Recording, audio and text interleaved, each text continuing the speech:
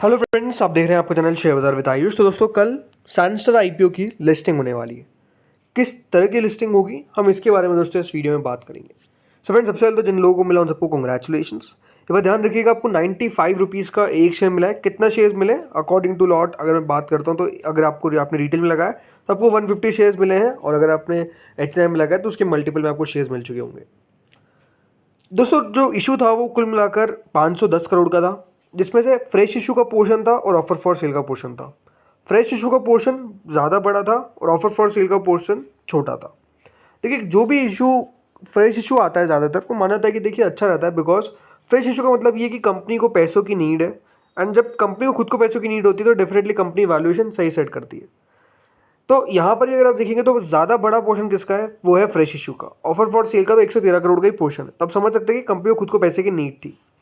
देखिए, सब्सक्रिप्शन में जो दो तीन चीज़ें आपको देखनी थी, सबसे पहली बात तो कि यहाँ पर कंपनी उस पैसों का करेगी क्या। तो दोस्तों, यहाँ पर कंपनी ने बताया है कि कंपनी अपने कैपेक्स को, जो कैपिटल एक्सपेंडिचर रिक्वायरमेंट है, उसके ऊपर काम करेगी, मतलब उस पर पैसा खर्च करेगी। जो इनको एक्सपांशन करना है इनकी धुले फैसिलिटी का, वो धुले फैसिलिटी का जो एक्सपांशन है वो इस पैसों से करेगी। सेकंड बात, कंपनी ने कहा है कि कंपनी कुछ रीपेमेंट करेगी और प्रीपेमेंट करेगी अपने सर्टेन बोरोइंग्स का। और तीसरा, जनरल कॉर्पोरेट पर्पजेस रहता है। ठीक है।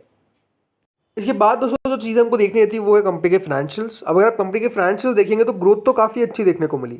बड़ी बात सही है कि दोस्तों यहाँ पर एक जैसे 504 करोड़ से कंपनी का रेवेन्यू सीधा 1209 करोड़ हो गया, तो एक बहुत बड़ा कंपनी के रेवेन्यूज़ के अंदर आपको एक्सपांशन देखने को मिला, ग्रोथ देखने को मिली वाई बेसिस पे।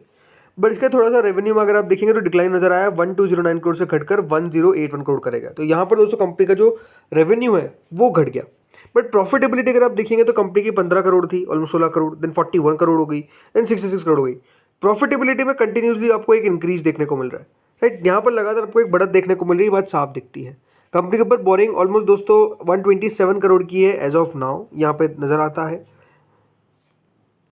तो कंपनी के फाइनेंशियल्स बढ़िया है। अगर मैं बात करता हूँ कंपनी के परफॉर्मेंस इंडिकेटर्स की, तो जैसे रिटर्न ऑन इक्विटी है 30.92% का, बहुत बढ़िया बात है। देखिए, कोई भी रिटर्न ऑन इक्विटी अगर 20% से ऊपर होता है तो ये बहुत अच्छा मान जाता है। तो इनका तो 31% के आसपास है। रिटर्न ऑन कैपिटल एम्प्लॉयड 24.43% का है।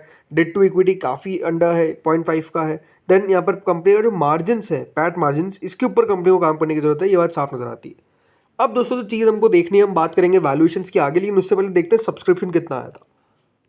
सो फ्रेंड्स, कंपनी में जो सब्सक्रिप्शन है, जो स्पेसिफिक QIBs का है, वो 145 टाइम्स। जो QIBs है उन्होंने डेफिनेटली इस इशू के अंदर काफ़ी बढ़िया पैसा लगाया, 145 गुना दोस्तों इशू को भरा।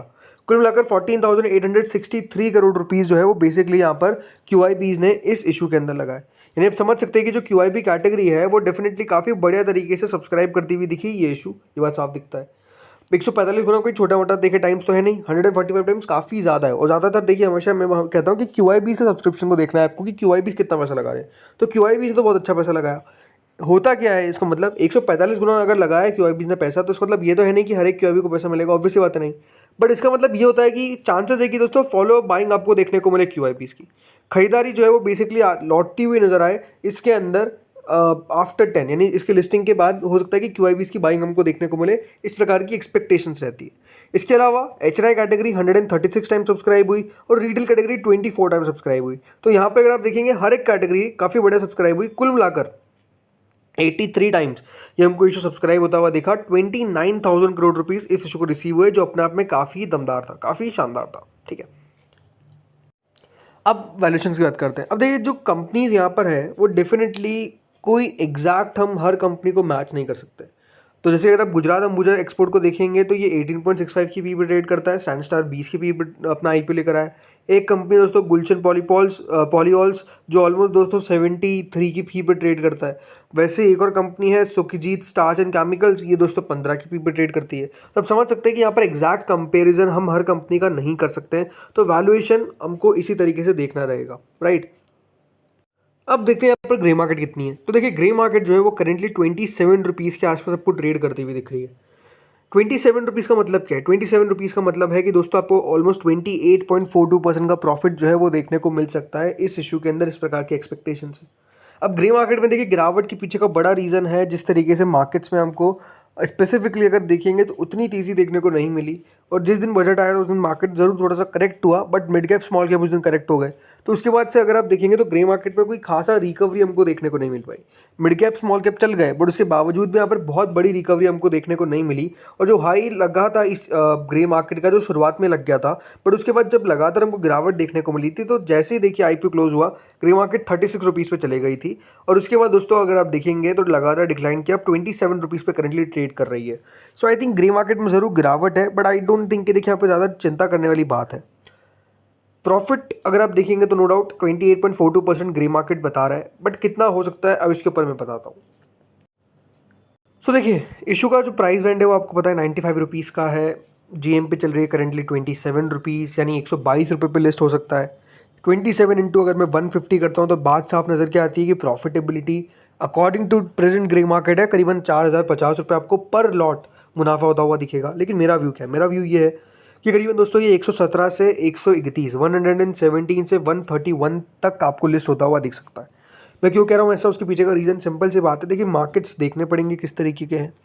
अभी अगर आप देखेंगे तो नो डाउट मार्केट्स में थोड़ा सा करेक्शन दिख रहा है, बाजार ज़रूर रिकवर कर रहे हैं और बाजार में ज़रूर हमको उतनी बड़ी गिरावट देखने को नहीं मिल रही है। उसके पीछे का रीज़न है कि लगातार अगर आप देखेंगे तो FIs अगर बेचते भी है तो DIs खरीद लेते हैं, उसके कारण बाजार नीचे नहीं जा रहा है। लेकिन मैं सबसे ये बात भी देखनी होगी कि किस तरीके के फॉरेन इक्विटी मार्केट्स रहते हैं, उसके ऊपर भी नज़र काफ़ी इंपॉर्टेंट हमको रखनी है।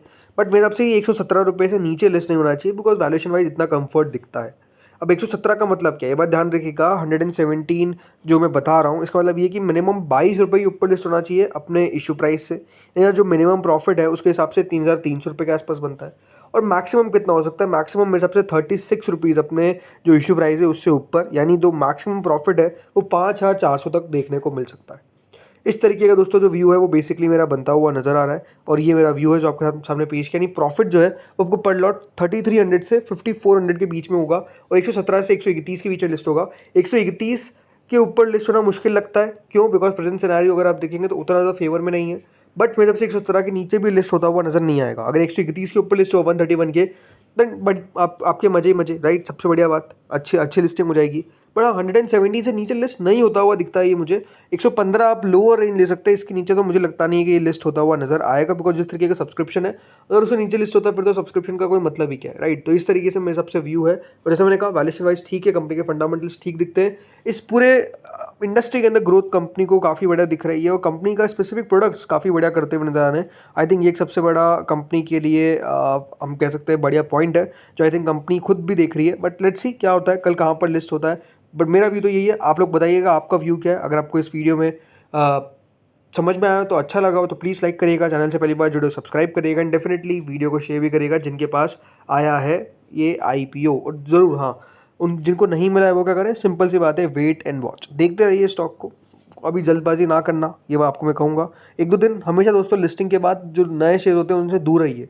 हो सकता है कि चल जाएंगे, हो सकता है कि जहाँ पर आपको जिस दिन लिस्ट हो रहे हैं उसके बिल्कुल 20-30% ऊपर मिल जाए अगले 2 दिनों के अंदर, हो सकता है ऐसा। बट ये बात ध्यान रखिएगा, वॉलेटिलिटी काफ़ी रहती है, तो ज़रूरी नहीं है कि दोस्तों हमेशा आपके पक्ष में ही जाए, राइट? तो ये बात आपको ध्यान रखनी है।